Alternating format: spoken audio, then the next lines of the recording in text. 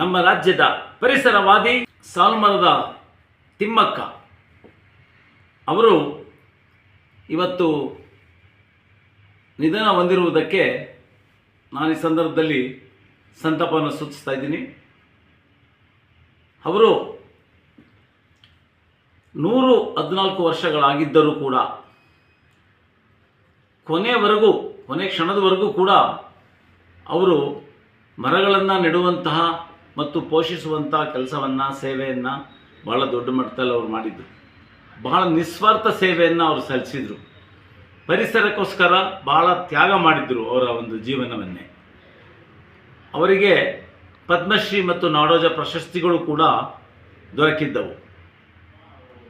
ಇಡೀ ದೇಶದ ಹಾಗೂ ರಾಜ್ಯದ ಎಲ್ಲ ಗಣ್ಯರು ಅವ್ರ ಬಗ್ಗೆ ಅವರ ಸೇವೆಯ ಬಗ್ಗೆ ಪ್ರಶಂಸೆಯನ್ನು ವ್ಯಕ್ತಪಡಿಸಿದರು.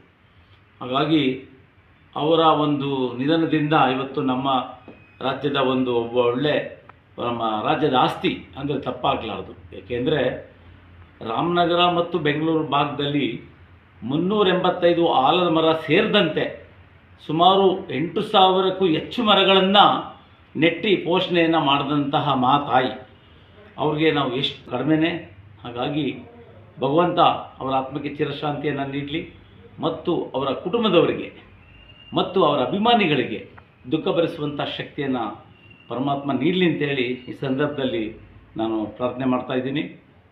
ಮತ್ತು ಇಂದಿನವರು ಎಲ್ಲರೂ ಕೂಡ ಪರಿಸರಕ್ಕೋಸ್ಕರ ಸಾಲುಮರದ ತಿಮ್ಮಕ್ಕ ಅವರ ಆದರ್ಶವನ್ನು ಅವ್ರು ಮಾಡಿರೋ ಸೇವೆಯನ್ನು ಪ್ರತಿಯೊಬ್ಬರು ಕೂಡ ಅವ್ರ ಜೀವನದಲ್ಲಿ ಅಳವಡಿಸ್ಕೊಂಡು ಎಲ್ಲೆಲ್ಲಿ ಸಾಧ್ಯವಾಗುತ್ತೋ ಅಲ್ಲೆಲ್ಲ ಗಿಡಗಳನ್ನು ನೆಡುವಂತಹ ಕೆಲಸವನ್ನು ಎಲ್ಲರೂ ಕೂಡ ಮಾಡಲಿ ಅಂಥೇಳಿ ಸಂದರ್ಭದಲ್ಲಿ ನಾನು ಹೇಳಲಿಕ್ಕೆ ಇಚ್ಛೆಪಡ್ತೀನಿ. ಜೈ ಹಿಂದ್, ಜೈ ಕರ್ನಾಟಕ ಮಾತೆ.